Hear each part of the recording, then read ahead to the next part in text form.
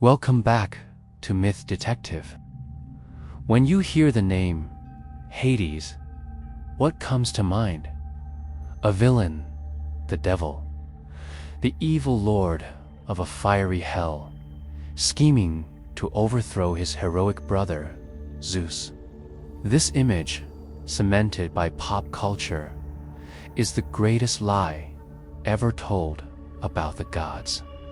The truth is far more tragic and complex. Today, we open the first case file in our investigation to exonerate the king of the underworld.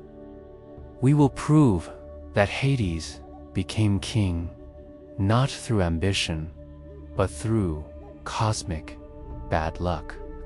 The primary accusation against Hades is that he is inherently evil. The modern narrative paints him as a dark god who coveted the grim kingdom of the dead because it matched his sinister nature. We see him in stories trying to usurp his brother to unleash chaos upon the world.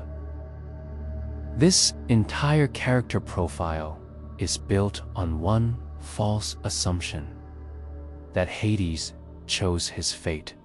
But the original myths tell a very different story. The core evidence that dismantles this accusation is the division of the cosmos. After the Titanomachy, the three brothers had to decide who would rule which realm. They did not fight for it. They did not choose based on personality. They drew lots.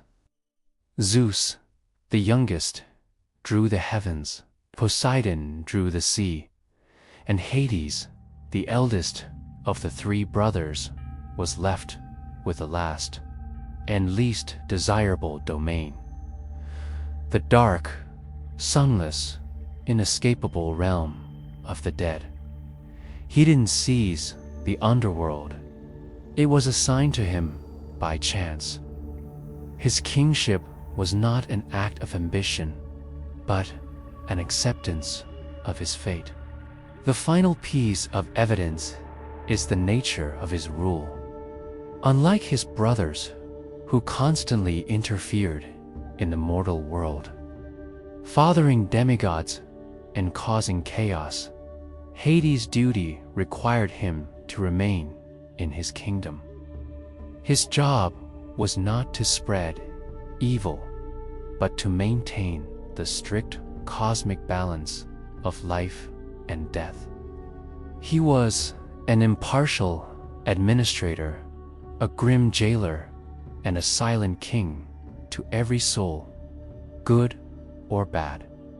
While Zeus and Poseidon enjoyed the freedom and glory of their realms, Hades was bound by his thankless duty, ruling alone over a silent, shadowy kingdom, ensuring the fundamental laws of the universe were upheld.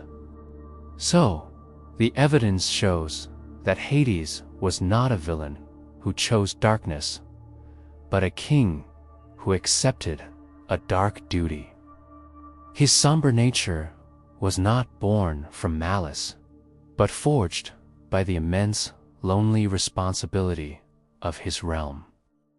He became the king of the dead, not because he was a monster, but because the cosmos needed one. This is the foundation of his character: not a god of evil, but a god of grim necessity. So I ask you, the jury, does knowing he never chose his grim fate change how you see the king of the underworld? Let us know your verdict.